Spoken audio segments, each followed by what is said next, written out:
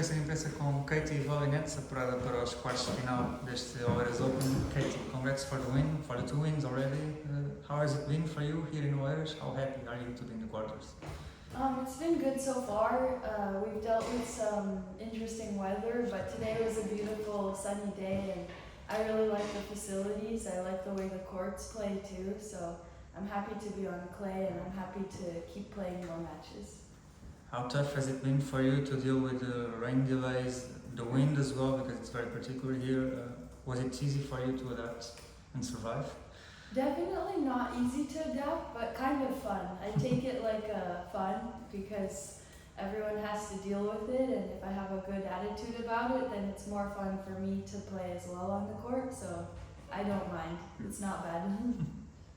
Tricky draw, right? Because second seed you are, but you face the former Roland Garros semi-finals. So for a second round, it's very very tough.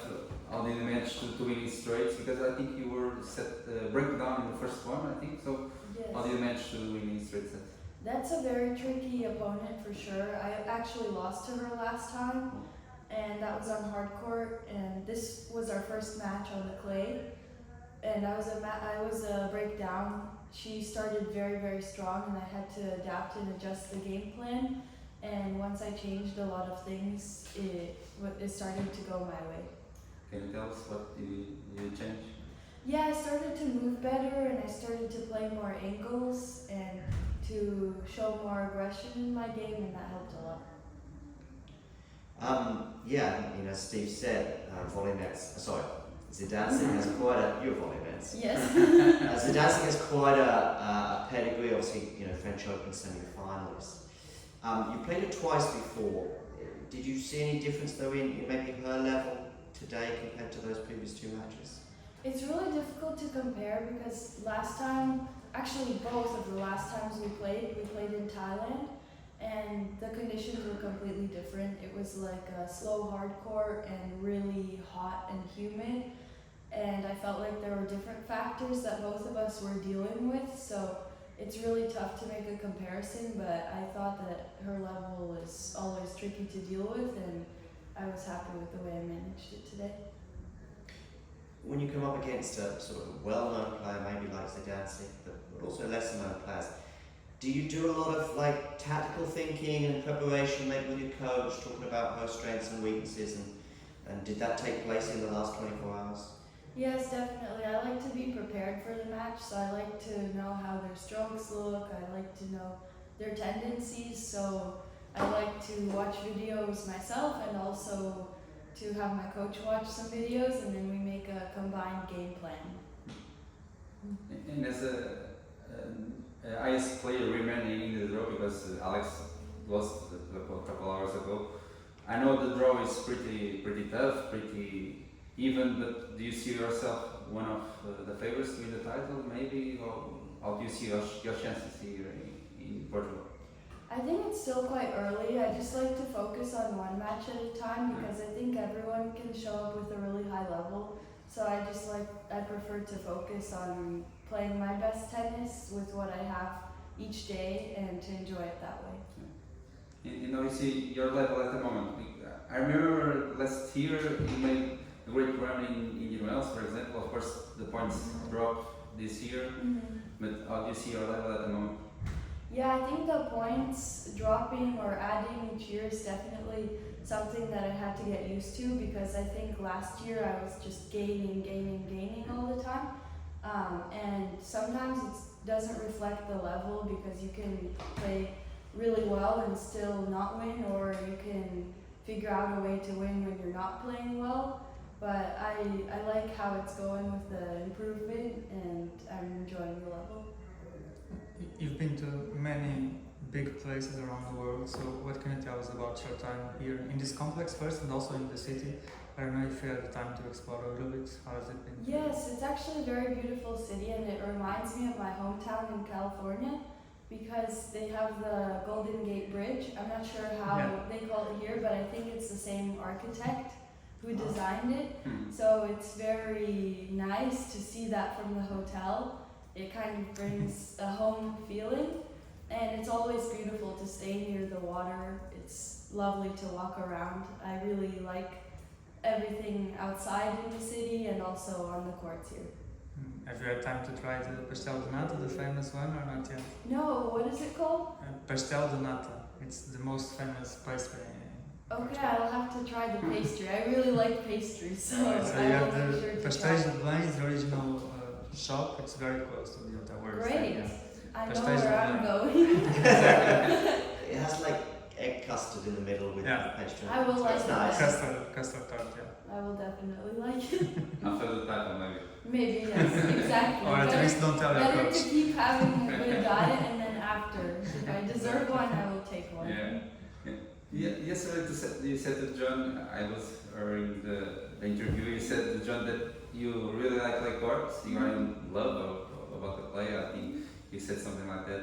But how specifically about this red clay, as you guys call it in US, do you enjoy the red clay, the high bounces, this one heavy clay? Do you enjoy playing here? I enjoy it a lot, and it's very different because I grew up on hard courts always, and then when I was like 14, 15, I started to play some tournaments on our American clay, which is green clay, Yeah. and I feel like it's a little more similar to hard court, and this is definitely slower, heavier. If it's hot, it'll be high bouncing. If it's cold and wet, it can be very heavy, and you have to adapt every day. But I think it's always fun to deal with different conditions, and it's part of the game for sure. Looking at the clay tournaments before Roland Garros, and not thinking about the magnitude and the importance of each event, but just specifically the conditions on the courts.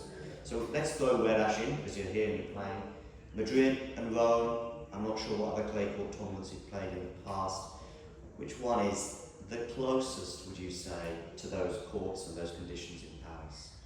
That's a good question. It's very difficult to say because I think it changes depending on the weather. Even in Roland Garros, if it's hot, it can be a very fast clay court, but if it's rainy and it's been raining a lot, it can be a very slow and slippery clay court. So I think in a way, each of the tournaments have the conditions from maybe a certain weather day in Roland Garros. Today you were on court 16, court 15. You've been on court 15 twice. And I know you compared the centre court here to the Italian Open. You must be hoping that your quarterfinal, at least if the weather stays dry, will maybe be on the centre. Would be nice for sure. Let's see. Just one more thing to sort of compliment you. Normally we are the ones that are telling the players about local things.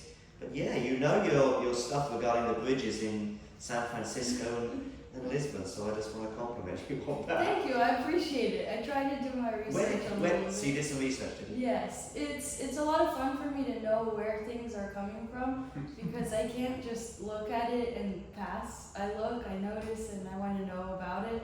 So that's something fun for me to do. I do have a follow-up. So Yeah. maybe we even take this into your matches. You said you study the videos and the players you're playing.